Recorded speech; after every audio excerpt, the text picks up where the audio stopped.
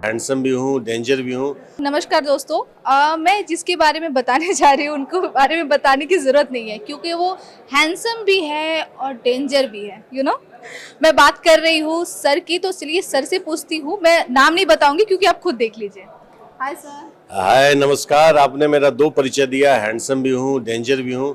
एक और परिचय मेरे से जुड़ गया है, बहुत मासूम भी हूँ।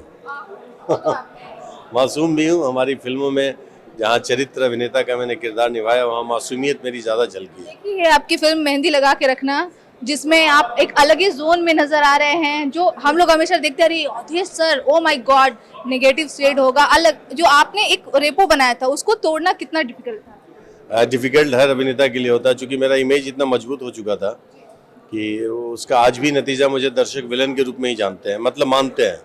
अगर मैं कभी अपने दर्शकों से किसी शोज़ के दौरान पूछता हूँ, मैं सोचता हूँ कि विलन नहीं करूँ, तो दर्शक चिल्लाने लगते हैं, बोलते नहीं अभी विलन करें।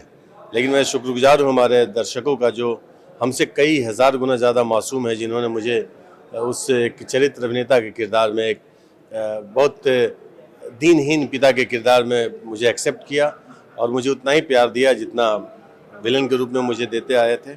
और मैं तो कहूँगा उससे कहीं हद तक ज़्यादा मुझे वो प्रतिष्ठा और सम्मान मुझे मिला जो मैं विलन ने मुझे अभी तक दिया था, एक चरित्र अभिनेता के रूप में ज़्यादा मिला मुझे।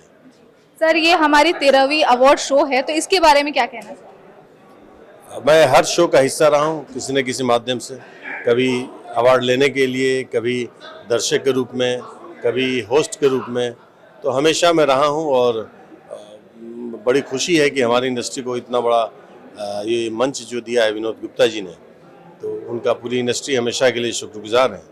और उस श्रृंखला को आगे बढ़ाने में बहुत लोगों ने अपना अपना योगदान दिया है। जैसे एक बार टीवी ने भी दिया था, किशन खदारिया ने भी दिया था, और अभय सिन्हा जी ने तो उसको बिल्कुल इस मुकाम पे पहुंचा दिया हिंदुस्तान से बाहर, एक विदेश की दुनिया में। तो सब लोगों की इतनी अहम भूमिका है हमारी इंडस्ट्री के लिए, जिसे इतिहास भोजपुरी का कभी लिखा जाए तो कभी भूला नहीं जा सकता है। सर, आपकी भोजपुरी बहुत ही बेहतरीन है, तो भोजपुरी में हमारे दर्शकों के लिए कुछ कहिए।